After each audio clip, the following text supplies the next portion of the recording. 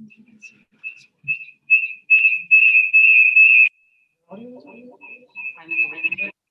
mine. I just put my mic on. Is it mine that's doing it?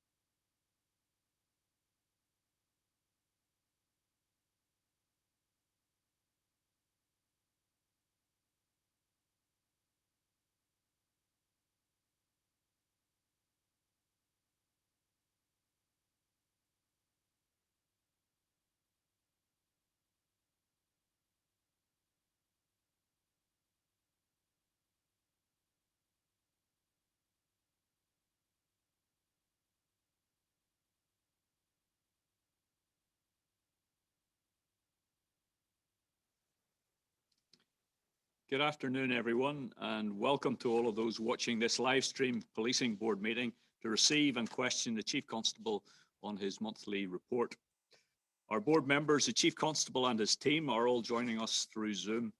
Special welcome to Pamela McCready, who joined the leadership team this week as Chief Operating Officer. We're expecting great things, Pamela, over the coming days. This is the first ever Chief Operating Officer for the PSNI, and I think it will be a very positive appointment. Before we begin, I would also wish to offer condolences to the family of Jimmy Spratt, who has passed away. Jimmy served as a board member from 2007 to 2011. And after a career as a police officer, he moved into politics, and as a political member of the board was a passionate voice on issues affecting the service, and particularly on the welfare of officers. So we record our sympathies. Chief Constable, it's been a busy few weeks of policing on a number of fronts. This time last year, we were moving into our first lockdown, and we're now thankfully talking about plans for recovery and steps out of lockdown. That, of course, has implications for policing in terms of continuing to support the executive measures, but also in looking to the future and a return to routine business of policing. We've been working with you on the policing plan for the year ahead, and I've also had some discussions on how best we collectively deal with issues around trust and confidence in policing that have emerged over the course of the pandemic. But before we get there, we do have a number of public holidays ahead. And if we're going by data, there remains a considerable number of notices and fines for breaches still being handed out. So if we could have an update on your assessment on the continued policing response to the pandemic and any discussions with the executive around steps out of lockdown in terms of guidance. As part of discussions on policing plans, we're waiting on final confirmation of the bit for PSNI. Before we are all agreed it would be a progressive step if we had to reduce police officer and staff numbers. And therefore we welcome the Minister's recognition of the pressures and commitment to securing the necessary resources to avoid that happening. We also know additional funding streams for security and also for the important work of the Paramilitary Crime Task Force. And we welcome the progress of work by this team this month in terms of both investigations and arrests. Since our condemnations last month, there have been a series of further threats to media representatives and also a number of political representatives, including online abuse. There have also been, as you're aware, incidents at constituency offices. As a board, we join with the wider community in the condemnation of these incidences, but they do seem to be increasing in number. So can you give an assessment and also advise on reassurance measures to those who have been subject to such threats? So with following your opening remarks, we look forward to bringing our questions to you, but over to you, Chief Constable, for introductory remarks. Thank you. Thank you very much, Chair, and good afternoon to members. Certainly, we would also echo your comments and condolences about the news we've heard this morning in terms of Jimmy's family and the sad loss. In terms of the report today, there's obviously a lot of detail in front of you. And it's really quite hard to believe the journey policing has been on in the few weeks since we last met. Days after our last meeting, we faced what was described by many commentators as a watershed moment in policing, and I'll come back to that in a sec. And we continue to deal with some of the criticality that falls out of policing EU exit, the events in Pitt Park and in Omagh Road, although in relation to the latter two, clearly they are both subject to investigation. I'll be limited in what I can say this afternoon. I think you touched upon, Chair, in your introduction about trust and confidence, and absolutely, since the events in Omagh Road, I've been able to personally engage in dialogue and consultation with people from across the spectrum of communities in Northern Ireland, and indeed in the public sector and in academia, as has other members of the team. I think our conclusion, and it relates to other parts of our report today, is about that reaffirmation to the commitment to really good neighbourhood policing, and also a reminder of our duties under the Police Act of policing with the consent and cooperation of all our communities. We are beginning a piece of work that has a number of strands to it, but clearly recent events have prompted some questions internally about what's our story, our shared history that gets us to this moment in time, our policing style with communities, and also it's easy to forget, but our pride in what we do, because day in and day out, I sit here in charge of an organisation that does hugely impressive work, often courageously, often really doggedly, to bring people to book for a whole range of crimes and issues. And we continue to have that pride, which is a very strong motivator to people coming to work, police officers and police staff every day, and I pay absolute tribute to them. Externally, I suppose the challenge is our sort of commitment to care, listening and act, something we can stand behind in terms of what we do in terms of a policing response day in, day out. But it's also fair to say that some of the policing challenges of recent times are also consequences of, if you like, structural deficit in the environment we actually have to police, where it brings to the fore issues of power, identity and belonging. We still see that in terms of policing in a severe terrorist threat. We still see that in policing COVID, as you touched on, which I'll come back to, Chair. But also, I remind myself that it's nearly a year since the UK government announced fresh proposals to legacy, which often comes up in a policing context, which actually have yet to be resolved. And we welcome clarity, like many others, about the direction of travel there. What I have asked to do is Mark, as Deputy, to bring together some thinking and some work over the next 12 months to look at what does this really mean for neighbourhood policing, the support that goes in around it, but how we better understand community needs and expectations, which clearly will also draw in the other work we've announced a couple of months back now around the Community Relations Task Force. So we see that as not as a flash in the pan, but as a programme to build on the commitments of the past. Clearly, it's a chance to welcome Pamela to the team.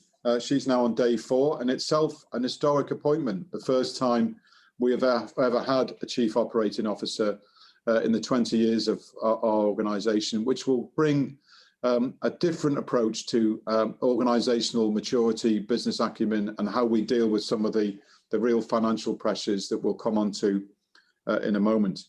You touched upon yourself, Chair, the budgetary pressures. As we sit here this afternoon, I'm still concerned that we face an unfunded £23 million gap. Our best assessment at the moment is this will likely see a fall in police officer headcount of circa 300 posts. So to give you some scale of that, that's 10 police support units, the sort of TSG type of things you'll see that we'll use in protest, parade, disorder, or 10 major incident teams that could be dealing with serious organised crime, terrorism and murders. So these are real life choices that we're facing at the moment. Alongside that, clearly the working environment continues to change. Antisocial behaviour has gone up. We would anticipate the falls in crime we've seen largely linked to COVID will change. You talked about lockdown earlier, Chair, as we come out of the current lockdown situation. So we are concerned that as we go into April, we will face increasing pressure and demand, but realistically with a gradually declining workforce, which will take us away from the peak of 7,500, for example, a decade ago. In relation to COVID, clearly it's continuing to be a busy week. £20,000 worth of fines has been widely reported in relation to parties in the Holy Lands. And we are projecting outwards now in the next few weeks about our policing response to St. Patrick's Day, Easter holidays, and other sort of significant events that will start to populate the calendar, regardless of the lockdown journey. So we will have July, we will have commemorations of hunger strikes, all as part of the policing mix, and some of those unknowns. Specifically, in relation to your question, Chair, about dialogue, our Gold Commander, Assistant Chief Constable Alan Todd, continues to be actively engaged with the Executive and the Civil Service about both the medical situation we find ourselves in, but the route out of lockdown. So we have that voice in that place. As the restrictions change, our plea is that we're given good notice of that, and also appropriate guidance if the regulations change to help us make best fit between the intention of the guidance or sort of the regulations and our application of them on a day-to-day basis.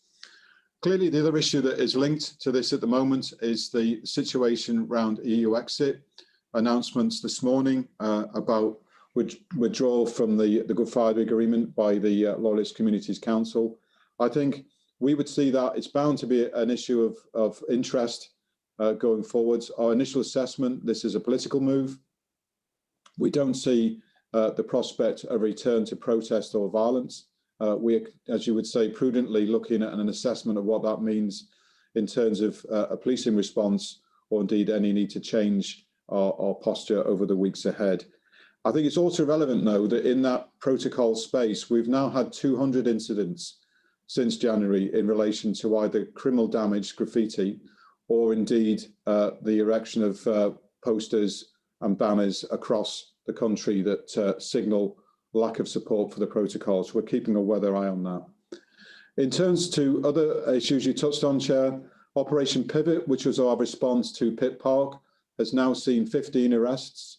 Some people have been charged, others reported to the prosecution service. And we're now asking ourselves, is this like an operational model, if you like a blueprint, we can apply to other areas of pressure and concern, for example, the rise in shootings in the Coleraine area, learning on the lessons of the last few weeks. You mentioned about Pamela's start, but we talked last time about Barbara Gray's exit to a new job in the Met. ACC Mark McEwen will be filling her place next week, and equally will be running a temporary selection process for his role. So we'll be able to brief back on where that means in due course.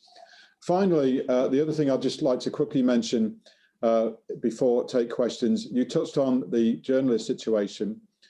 Clearly, I issued my own condemnation a few weeks ago after recent issues. I can't go into specific detail, but we have made an arrest in relation to a recent incident. We've identified another offender in relation to a previously reported incident in relation to a journalist. That is sort of, if you like, in the system. Myself and Head of Communications and the Head of Press had a really constructive meeting with the National Union of Journalists 2 weeks ago, I think it was, both locally and from the UK, where we try to offer reassurance about how seriously we take this issue in terms of promoting free speech in a civic society. What we will do in terms of both crime prevention, active investigation, and also putting in place specific points of contact in relation to the press office, but also a senior investigating officer who will have oversight of all the either crimes, issues around harassment, damage, or actual threat, to make sure there's a consistent and robust approach where there is evidence. The final two issues I'd like to draw to members' attention today out of the report is firstly a well-being thing and a matter I think of concern. You'll see here that largely contemporaneous with changes in the COVID environment and the introduction of lockdown, we've seen a rise, nearly 14% increase of assaults on police officers, which is utterly unacceptable, and nearly a quarter rise in what we call grievous bodily harm with intent, which is actually related to spitting on police officers, which is particularly concerning in the COVID environment. Clearly, it has a link to other work that's mentioned in the report around the use of spit and bite guards in that place, but I would actually want to put on record, this is not an acceptable way of treating loyal public servants. Neither police officers or police staff come to work every day expecting to be assaulted, and nor should they be. It has an effect on them in terms of injury, trauma, and indeed their family life. So we will welcome support in terms of sentencing to make sure that the crime is seen to not pay in this regard. And I know the Police Federation are actively engaged in that plea as well. Finally, we talked today about Barbara's departure and Pamela's joining the senior team, but some good news in the report, which is often sort of missed in some of our deliberations around gender and representation. So if you take the totality of promotions in the last year, it's nearly 200 women have been promoted into roles across the organisation. That's over 100 police officers and nearly 90 police staff at various grades and ranks.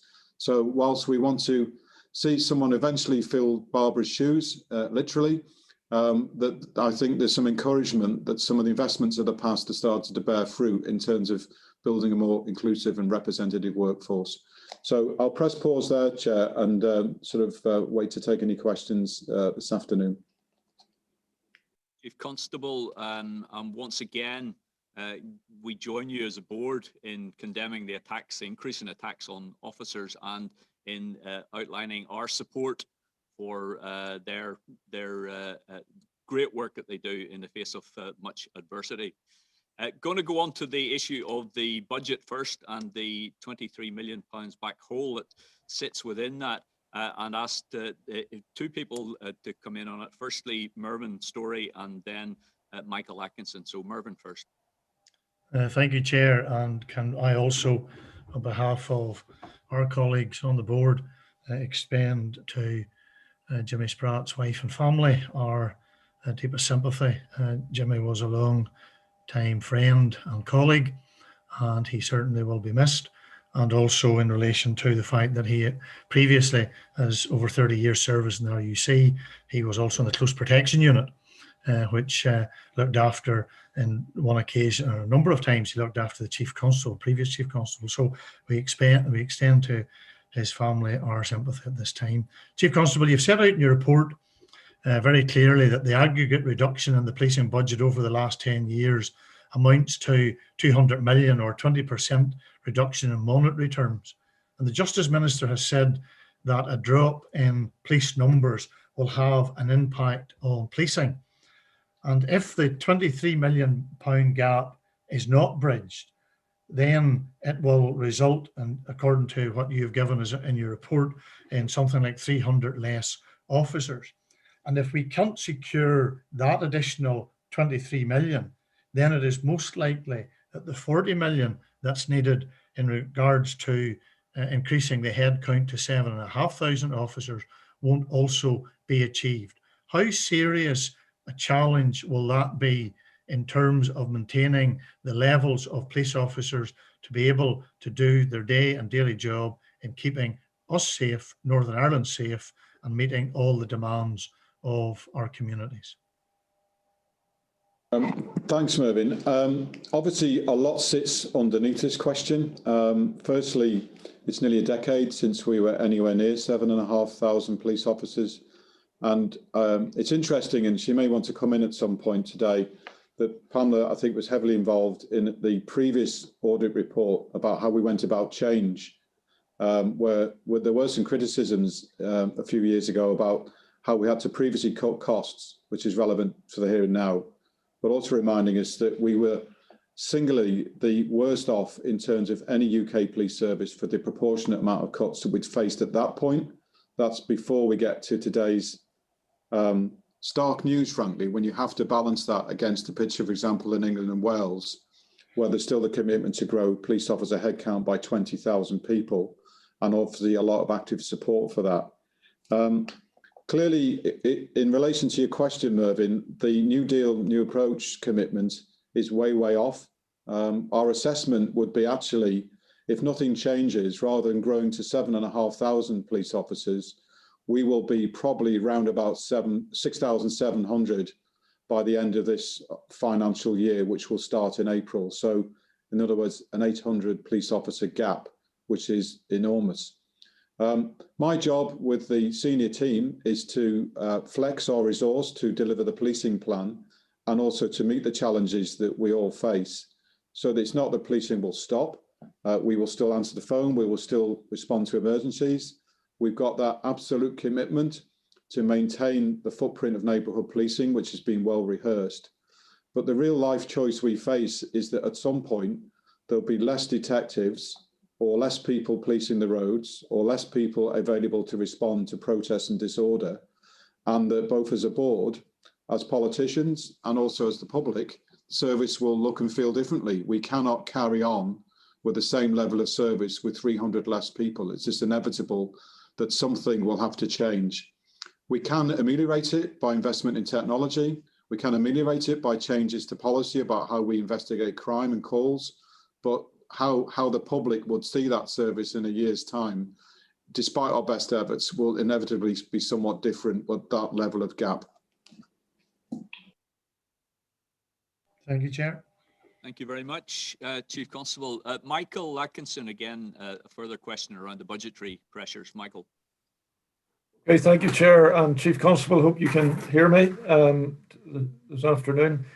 I just wanted to say that given the budgetary pressures alluded to in your report to the board this month, and the reference to the draft resource plan to the development of key projects, I did want to ask if the Chief Constable is in a position to share with the board to what extent he is applying learning from the previous priority-based resourcing initiative, the PBR initiative, which did attract some criticism in the April 2020 Northern Ireland Audit Office report, and in particular to what extent he's adopting the recommendations from that report, which focus strongly on the importance of good upfront project definition as an important area for improvement.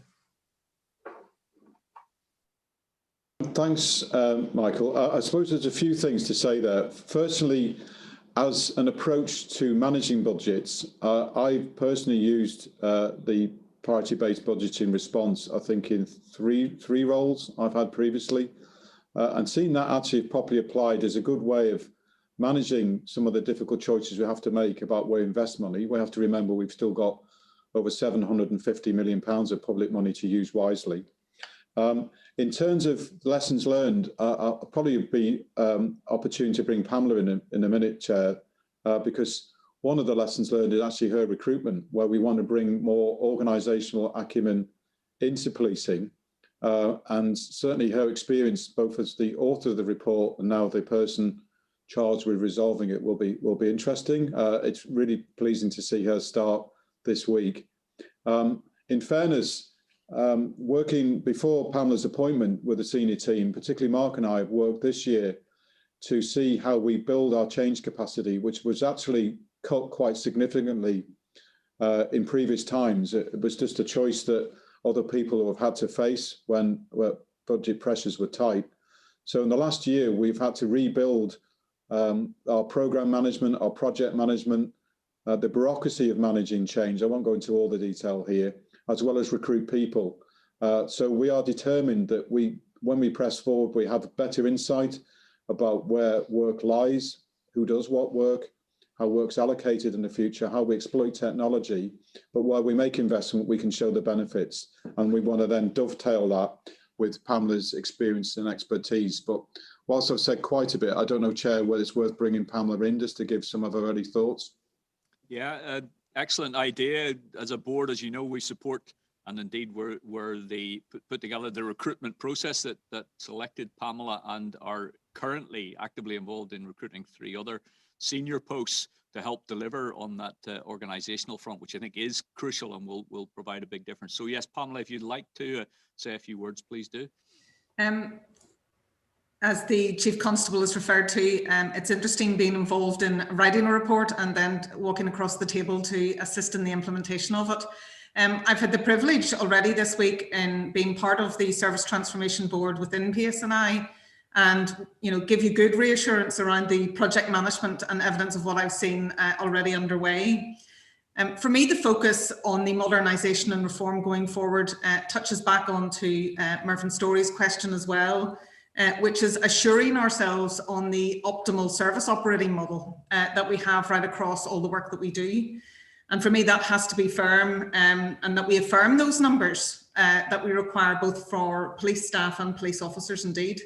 But quite rightly, it's being able to demonstrate what we're seeking to achieve and undertaking that review, and having good project management throughout, and being able to demonstrate the impact of that after we have concluded on it. So it is a very valid process that we undertake going forward. It links into the budgetary side, and indeed where those officer numbers and the potential of impact on those if we can't secure the funding going into 2021, and that we do that in a risk-based approach and understanding the impact it has on service. But that's the process that we're undertaking at the moment. Thank you. And again, Chief Constable, just to assure you that as a board, we recognise our need to act as advocates to ensure that the funding that's required and needed is delivered for you in the next year. Okay, going to move on to the area of questions around COVID, and there are three people who've indicated questions here. Firstly, Gerry Kelly, then Joanne Bunting, and then Colm McKenna. So Gerry Kelly first. Gerry. Thank you, Chair. Chief Constable, I just wanted to, in terms of, we know that COVID's hard to police, but in terms of if a fine is given out, there have been many fines given out over a range of areas, but there's a lot of individual fines being given out in circumstances like that. Is there any circumstances where a police officer then is directed or feels that they should go to the place of work after issuing a fine to that person for breaking the regulation? I think it's hard to say absolutely, Gerry, because usually the fine is given out in the moment in relation to a breach, and obviously most of the fines we've seen in recent times relation to behaviour at house parties, although not exclusively. It would depend, we can probably pick this up elsewhere, but where there are specific circumstances that might be work related that would cause that to happen. So I can't rule it out, but I'd be surprised at the same time. So perhaps that's something we can take a separate question with a bit more detail offline. Okay, thank you. Joanne, you've some questions on COVID as well. I do, thanks, Chairman. And first of all, I'd like to join with colleagues in expressing my sympathies to Linda and the Spratt family. As you'll know, I served with Jimmy on Castlereagh Council, so I'm very saddened to hear the news. I'd also like to welcome Pamela to her new role. It's certainly going to be a challenge for her, and I wish her every success in that, because obviously with the budget situation, that's not going to be great. I'd also like to congratulate the police before I start with my questions on continuing to pursue those who are intent on causing harm. And I'll leave it there and move to my questions, Chairman. The first thing, Chief Constable, is that at present, I'm being sent at least one video a week of funeral breaches. Now, I fully appreciate that the funeral space is difficult and controversial, but many people have abided by the regulations in a really difficult period in their lives. So as restrictions continue, could you indicate, please, what reassurances you will give the public and those who have abided by the restrictions when grieving, that they didn't make that sacrifice in vain, and that there will not be a tacit acceptance of funeral breaches? And secondly, it's been brought to my attention this week by a constituent that there are reasonable numbers of people who've been travelling from other countries who are jumping on a bus at Dublin Airport and heading across into Northern Ireland without isolation. Now, I suppose I'm keen to understand then what conversations you've been having with the guards and the executive in this regard, because obviously both countries have a stay-at-home message and both countries have an isolate for a given period message. So what conversations are ongoing in that space, please? Thanks, John. Well, certainly on the latter point, clearly there is either guidance around travel into Northern Ireland or indeed restrictions if you're coming in from outside the common travel area. And that debate and dialogue happens frequently during the week. It's not just a once-a-month event between our Gold Commander, Alan Todd, the Department of Health, the Executive, and indeed An Garda Síochánare. So there have been follow-up visits and fines issued in relation to breaches. So we can get you detail of that to show some of the specific work that we've done. clearly, to echo your point, it's about really in a difficult time of funerals, continuing to appeal to people and to applaud people who have abided by the rules, but to assure people that where we can see breach, while sensitive to the moment of death, burial, etc. in people's lives, our approach remains the same, that we will, where we know about it, if there's going to be a breach, we will gather evidence, usually from a distance. We will seek to identify people. I mean, we've now got the new permission from the prosecution service to issue fixed penalty notices in up to 14 days after the event, which should make life somewhat easier in that respect, about a swifter implementation of justice rather than reporting people to the prosecution service afterwards, which inevitably takes more time because of the processes involved. So we continue to be vigilant, but also to recognise that there's need for care and compassion in that difficult time. Thank you for that, Chief Constable. And Colm, you have a question regarding the issue of fines, but also some questions around workforce planning, etc. So if you want to put all of those just now, thank you.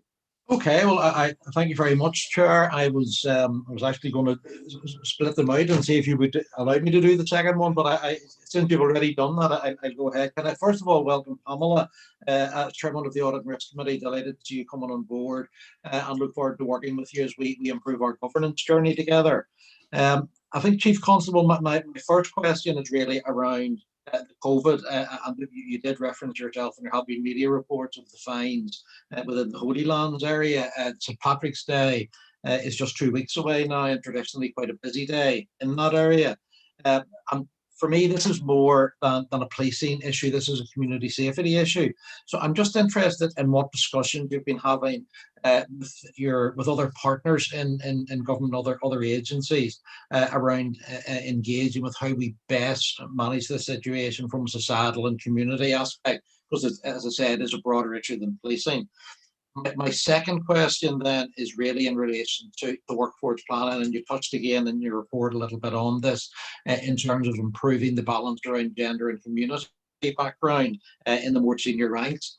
We are losing Barbara Gray in the next week or two to the Met, as you know, and it will be at least the end of this year before we're able to get a substantive ACC back into post.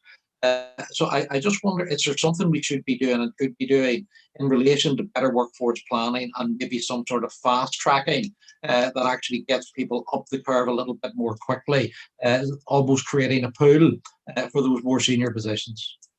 Thank you. Thanks, Colm and Chair. In relation to, obviously, I think there's a couple of bits here really. There's COVID in the Holy Lands, but there's a Holy Lands in its own right, isn't there? Because notwithstanding the COVID restrictions, certainly I've policed there personally. It is clearly a concern about quite egregious antisocial behaviour at times by people that either are studying and living there, or people visiting, studying and living there, alongside people that just want to go about normal life in peace and quiet. So there are a number of things we've been doing. Clearly, at the one end, in our 4Es approach, you've seen a lot of fine enforcement in the last few days, £20,000 worth of sanction, which is about our commitment to trying to police the public realm and indeed house parties. But really, we're picking up the consequences. And I think there does need to be some soul searching at times. There's this long-term consequences of social policy, of housing policy, of licensing policy that plays out on the streets and in people's homes and houses that I've seen personally how it affects their quality of life. So that we are working with people like the City Council, the universities, and indeed the Department of Justice to see whether there are better long-term problem-solving solutions. There has now been a community safety board set up by the Department of Justice, which we've encouraged from the outset to try and bring different government departments and people together to look at better solutions to this. But equally, there will be questions, I think, for the Community Safety Partnership and indeed the City Council, who have a stake in this to ensure the public realm is safe and peaceful, and that where people let houses, the rules are applied to make sure that landlords aren't encouraging abuse. Because I can think back personally to the absolute despair a parent I met last time I was there who had an autistic child that was just dealing with quite awful behaviour on a daily basis, and my heart sank. But there's only so much that we can do in a policing response to this. It needs a wider look in terms of actual commitment to reform and to see this part of the city as somewhere where you can go about your daily life in peace and quiet, just like anywhere else. In terms of the second part of the question, Colm, workforce planning, I suppose, firstly, I've been keen since I've started, and it's now part of the people strategy, which we'll publish outwardly in a few weeks' time, that one of the strands is about representative inclusive workforce, and clearly talent management, which hasn't hitherto been here, is one of the key priorities. So how we identify both police officers and police staff at an early stage in their career. There is a national UK scheme where we have a small number of officers on, but I don't think it goes anywhere near far enough. We've done some work in the last 6 months with Police Scotland on what's called the Inspire programme, where we have identified women of potential that are doing some co-development across the 2 jurisdictions, looking at leadership, coaching, to prepare them for more senior roles. And obviously the proof of the pudding will be in the eating. And equally, I think a recognition that in a sense, the eye of the needle here is quite small. So we can get, if you take police officers up to chief superintendent rank, which is usually the jump point for the most senior roles like barbers occupied. But in a normal course of events, there is not a lot of churn here. We now have only 4 senior posts. 2 of them will be vacant post the strategic command course, likely in late December, early January 2022.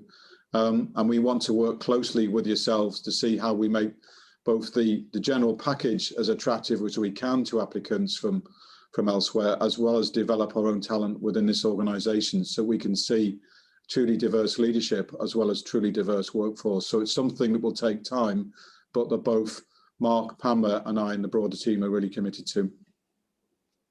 Thank you, Chief Constable. Also to say on behalf of the board that we're now at shortlisting stage in terms of seeking to appoint to the Human Relations and Organisation Development Directorate post, which again is a new post within the PSNI, and one which will be dealing directly with this workforce development question. Okay, on to New Age. Sorry, Dolores, yeah. Sorry, Chair. I just want to given the week that's in it and International Women's Day is coming up, I want to note, I suppose, the progress being made in terms of more gender recognition, but there is still a lot to do in terms of a truly diverse workforce. I don't know whether the Chief can say any more about it, but in terms of the number of people from different community backgrounds, it's still well below where we should be almost 20 years into the patent reforms. And I just wonder what particular ideas or how is the Chief Constable and his team going to take those challenges forward in terms of recruitment, retention and promotion? Thank you, Chair. There's a few things there, isn't it? Well, to a certain degree, the promotion space, Dolores, is sort of covered it around coaching, mentoring, encouraging people to see their best, because sometimes that in itself is an issue. There are some optimistic signs in the figures in the report today. So, for example, at the inspector rank, we've seen parity in terms of the number of women and the number of men who have been promoted to that rank. In other cases, it's either 50-50 where numbers have been low, or around about a third generally of applicants that are successful are women, but there's clearly more to do. And equally, a lot more to do in terms of community background. And that's not just about, I suppose, some of the traditional questions about are you from a sort of Protestant background, a Catholic background? We've now got, as we've seen from recent times, a growing Black minority ethnic community, support for LGBT plus community, etc. So we need to make sure that we are generally an inclusive employer. And that's why I'm so committed to the sort of talent management approach in terms of how we get people into different jobs and roles. Recruitment is obviously been well rehearsed, going right back to 20 years ago and 50-50, and also well rehearsed to some of the barriers. We struggle to recruit from working class parts of the country, both in terms of community background from all walks of life. And also, we recognise that there are other impediments, both the security threat, some of the cultural issues and legacy in itself are still things that people will cite frequently, step in the way of joining the police service for a 30 to 40 year career. So we have to look at that. Similarly, in terms of retention, we are seeing at the moment, we generally have really strong levels of retention in police staff. They tend to join us mostly for a whole life career.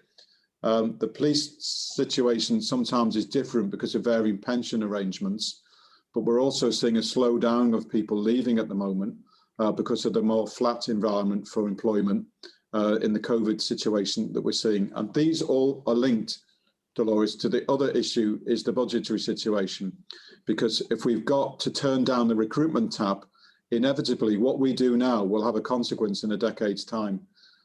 So if we recruit less police officers and police staff from wherever, that will play out in terms of a conversation in a couple of years of who are our sergeants, our first grade supervisors for police staff. And similarly, it will also affect some of the other things you talk about. So it's not just about how the budgetary gap affects us in terms of putting police officers out on the streets, but it will also impede our efforts to become a more inclusive and representative workforce, notwithstanding the current pool has some encouraging signs, but if we can't recruit, we can't change things. Thank you. New decade, new approach question from Mike Nesbitt.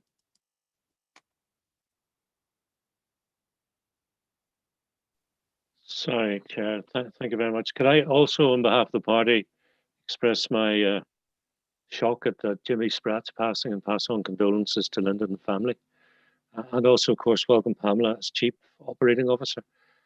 Simon, you may have covered this because you've talked about the budgetary pressures and the impact on headcount, but the New Decade, New Approach document, which of course was penned by the government rather than the executive, committed to 7,500. What discussions have you had with both the executive and the Secretary of State about achieving that commitment? Thank you. I regularly meet both the Minister of Justice, senior officials from her department, and also the Secretary of State, where we have pressed home our concerns, both in terms of the short-term pressure on budgets, which is in the report today, Mike, and also the reminder there is a long-term commitment. We have submitted an outline business case to the Department of Justice in relation to justifying the need for 7,500 police officers, and indeed have been asked to now transfer that into what's called a full business case, i.e. more detail, but we haven't been given any further commitments as to when we would start to see the finances that will enable us to grow enough to meet that commitment. We've also been actively in discussion with the Northern Ireland Office about some of the discrete funding streams that we have, for example, the Additional Security Fund, that help us boost officer numbers.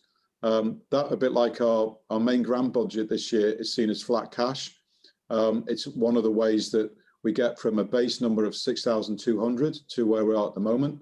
And we continue to make sure that we can try and evidence how we'll use those officers and get our fair share of the national cake, as it were. We will be submitting an additional bid to the Northern Ireland Office following a conversation with the Secretary of State yesterday for police officers, but I can't give any assurance yet from either part, be it the Department of Justice or the Northern Ireland Office, whether that will translate into the money that the team and I need to recruit extra people. That's interesting, Simon. Thank you. I mean, in the days running up to the publication of New Decade, New Approach, there was an expectation, I think, that it would be accompanied by a significant cash injection from Treasury, which did not come. But are you saying to me the NIO are not necessarily saying that your budget is simply a matter for the Minister for Justice and the Executive, that the NIO will look at a bid?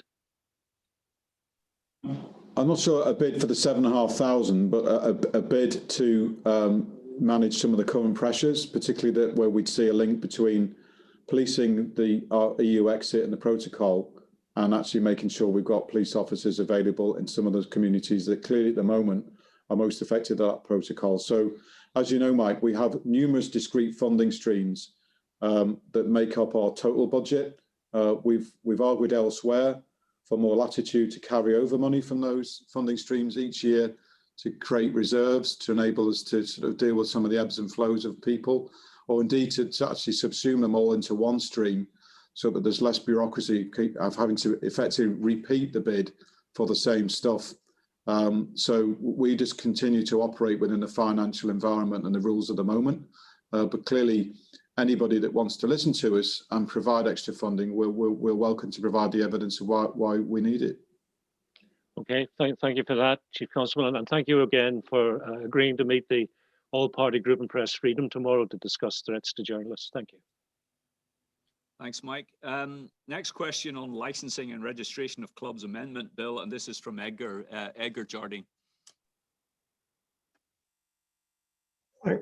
Thanks, Chief Constable, and again to welcome Pamela to the board. I'm afraid this takes us back into resources and budgets again, Chief Constable. The Department for Communities consultation on the licensing and registration of clubs bill, the consultation has just concluded recently. And clearly it's accepted there will be implications for PSNI from those recommendations, both in terms of increased applications for later opening and sporting club extensions, and then also obviously for an extension of licensing hours more generally, which would affect the policing of the nighttime economy. Have the PSNI undertaken any assessment of the consequences of those proposed changes? Yeah, they have actually, and indeed, Assistant Chief Constable Mark McEwen only recently gave evidence about our view about the likely impact to the Justice Committee. So I think one of our dilemmas here is that clearly we all welcome a return to normality and the rebuilding of the hospitality sector, of which clearly this is a part, and it indeed links to tourism and seeing many of our town and city centres as attractive places to visit and spend a night out. But clearly, if we run into later licensing hours, that will increase the stretch on our frontline colleagues that have to pick up the pieces at 3, 4, 5 o'clock in the morning. The evidence, obviously, from England and Wales was that as the licensing rules changed, so did demand and therefore shift patterns for police officers to deal with people pouring out of clubs in the early hours of the morning, the flashpoints you can imagine around fast food outlets, taxi ranks, and then sadly crime and disorder that goes with it. So we would want to see that if there are changes, it is recognised that it will change the policing dynamic, both in terms of local policing teams that have to respond to 999 calls. We put extra resources already, for example, from the tactical support group into Belfast on Operation Night Safe. We would have to see the effects of that right across the country. But clearly it's acute when we also learn that we may have 300 less police officers to deal with that changing dynamic. Presumably there will be implications for health services and hospitals and so on as well. I mean, are you satisfied that there is a kind of a holistic view taking of these changes? In other words, you know, has there been consultation? Have you had consultation with the Department of Communities and indeed others?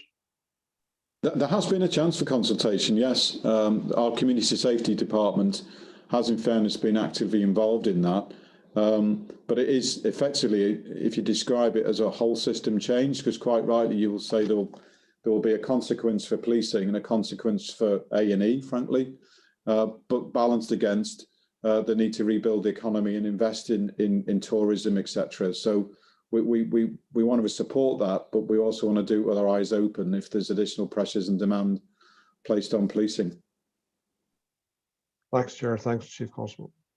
Thank you, Edgar. I have 2 further questions listed, and again from Liz and from Trevor. If there's anyone else, I know other people ask questions in private sessions, anyone else who wants to translate those into public or have additional questions, please do let me know. But 2 more to go. Liz first. Liz Kimmins. Thank you, Chair, and thank you to the Chief Constable and Pamela for the report today.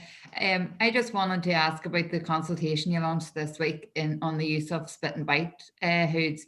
In the documents, it shows that at least 81% of the use of spitting by hoods were on a person with disability, including mental health disabilities. And I mean, it's very concerning. Can I ask, is this a full public equality consultation, and is it on the website so that people can get the information and respond? And just I have a second question, just a quick one to the Chief Constable, just to ask around the South Armagh policing review. Have we any idea when this will be published? Thank you. Thanks. Well, firstly, yeah, there is some really interesting evidence starting to emerge from our current use of spit and bite guards, which we've discussed here before. So there are different patterns that we're asking questions about. Clearly, I haven't got the exact figures in front of me, Liz, but a high volume being applied to people with previous mental health conditions. So clearly, there are broader questions for their care and treatment in society.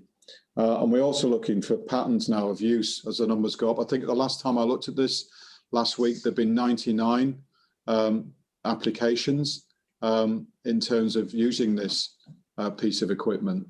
It is a full public consultation, and I think I'm right in saying it is on our website so that people can engage in this, because we do want to hear a wide variety of views about how we can use this tactic in a way that's fair and proportionate. We have improved training in relation to this, and certainly if any member wants to see the training video that now goes with use, we can see how we can facilitate that either on a one-to-one basis or at a committee, because I've seen and done it myself.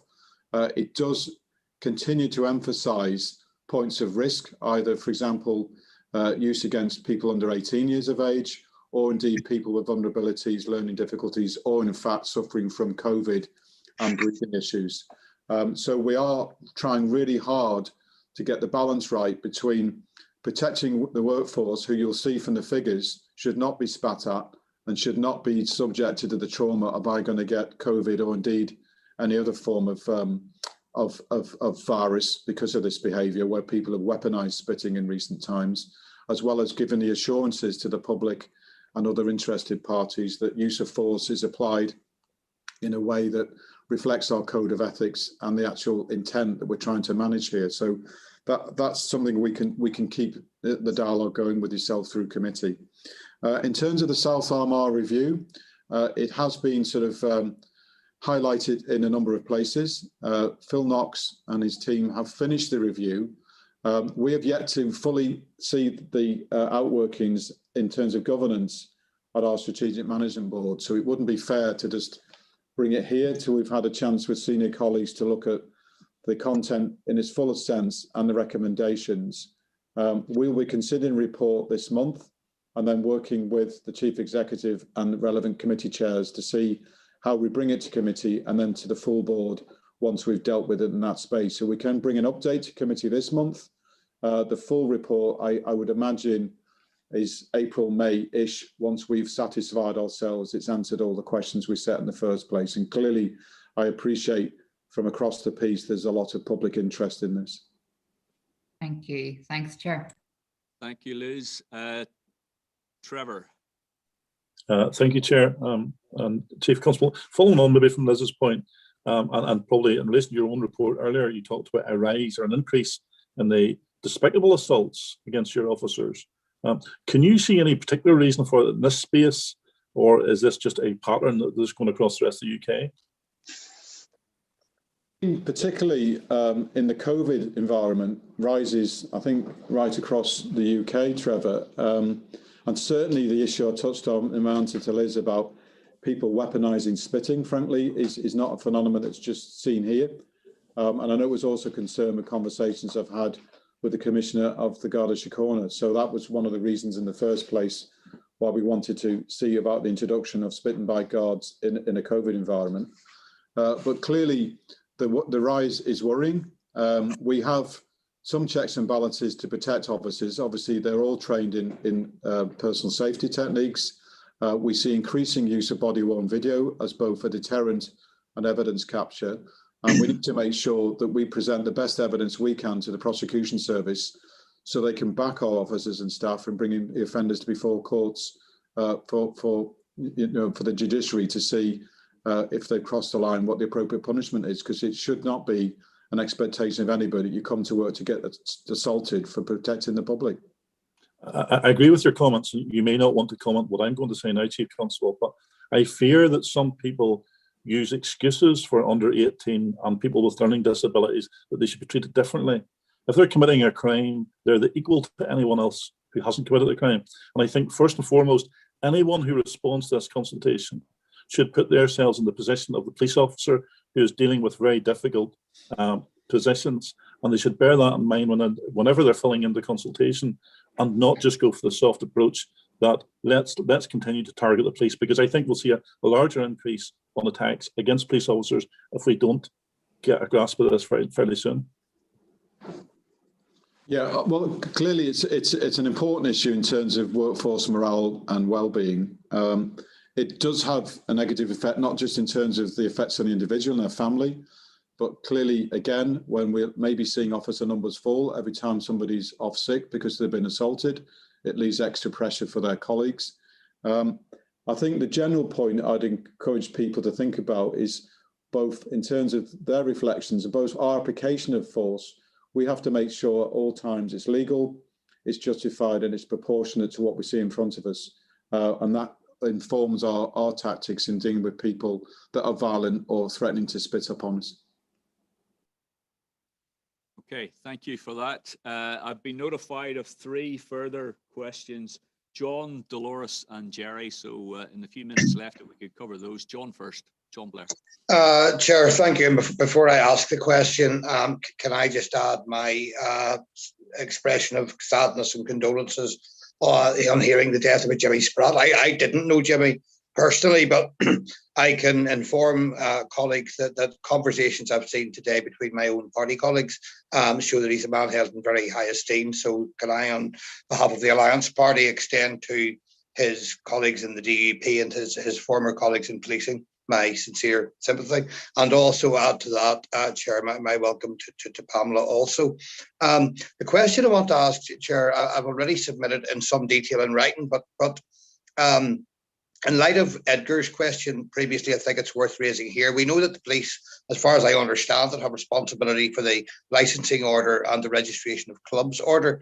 And I know also that it appears legislation in England and Wales, Policing Reform and Social Responsibility Act, allows a levy to be raised in relation to late night licensing, and a levy that could perhaps be attributed to policing costs. And I'm wondering if the police have done any scoping of that, and if a report could possibly be brought either to the board or to the relevant committee to inform us better of arrangements around that levy in England and Wales, and if we could also utilise such arrangements here. Thank you.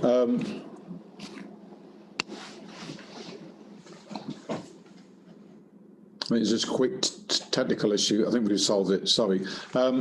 Yes, I was going to mention that myself before, actually, John, and that certainly my own experience in policing large cities in England has been using the levy to boost police officer numbers. I will double check what we said in the consultation. I don't have it in front of me, but we can update in writing just what we've said to you and indeed to other members if you want in terms of our view of that. But clearly, it's a lever that may be useful. I know from personal experience elsewhere, it was quite a high bar to pass to show the additionality, but it is a means of boosting police officer numbers or indeed overtime if we're pressed to police the nighttime economy in a different way. Okay, Chair, that's very helpful. I'd indicated in my written question anyway that I'm happy for it to be shared with the board. Dolores? Sorry, Chair. Yes, thank you for letting me come back in. Just on the South Armagh review, I mean, commitments were made to people in South Armagh participating in the consultation exercise almost a year ago, and I think further delay is unacceptable in producing that report, and I don't think there's any good reason for doing so. But really, I just wanted to ask in relation to rural crime, in my constituency, there's been an increase in farm thefts. So just wonder, is that a pattern being seen across the piece? And there were some concerns raised with me by people who had noticed folk using drones, and they wondered whether or not criminals were starting to use drones to, if you like, see what's in farmyards, etc. And whether or not, Chief, there's been any discussions with DOJ or Minister in relation to bringing forward legislation around the regulation of drone usage.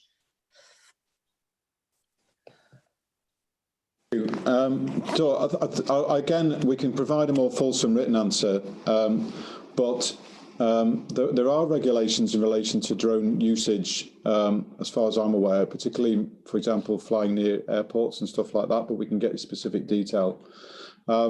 Again, I haven't got figures in front of me about changes in patterns of rural crime. Only recently been running rural crime prevention campaigns in those areas across the country that would be vulnerable. And clearly, as the weather improves and people are out now at that time of year, we need to be working with local communities and individuals to make sure we're vigilant against the theft of machinery or indeed livestock. But if you've got specifics, we can get you some breakdown, for example, at district level on changes in rural crime, because we recognise it's an important issue, can affect livelihoods. In relation to the South Armagh review, at the end of the day, it was something I committed to personally in meetings with yourself and others just over a year ago now. But I think we recognise that we want to get our evidence base right in terms of what we have to address as an organisation, and also what we need to share with yourself as a board and the wider community. So we're not dragging our heels, but we see it as an important report. We want to be able to stand behind what's in it. So as soon as we finish that governance deliberation, we will be able to share it with both the board and then the wider community. Thank you. And Gerry, final question. Thank you, Chair, and thank you, Chief Constable. There's been media reports about the paramilitary crime task force being called in the Coleraine following increasing attacks and incidents. And I think particularly in the Belfast Telegraph have headlines. I think the Coleraine is in the grip of paramilitaries as deadly drugs battles takes to the streets. Could you give us some update on that? Or I can. I mean, it's right, Gerry, that the district there has asked for additional support from the Paramilitary Crime Task Force. We have seen an increase in shootings and assaults there. I think it's 14 shootings from memory in the last 12 months. We can double check the figures. So we want to make sure that the local team have the additional resource to investigate both reactively the crime, but probably as importantly, develop intelligence and then execute searches to bring people to book who are trying to peddle drugs or sort of employ their turf wars, frankly, on the streets there, which clearly concerns the communities. As I said earlier, one of the things that Mark and I are doing is also on the call today is looking at what are the lessons learned from Pivot that we can apply as, if you like, a pick up and drop model into communities facing either gun crime or rises in violence to do our part to stem that, because it's just unacceptable. Is it, you might be able to answer this question, but is it internal to a particular paramilitary crime group, or is it inter-paramilitary? Two key lines of inquiry, frankly. Firstly, there is most of it we would assess relating to dispute in relation to loyalist crime groups. There's one line of inquiry that relates to dissident Republicans, as far as I'm aware. Okay, thank you. Okay, thank you to everyone for the questions today, and thank you to the Chief Constable and the team for taking those questions and for bringing your report. We appreciate that. The next meeting will be on the 1st of April. That is April Fool's Day. No jokes required. Thank you. We look forward to seeing you then, and I hope that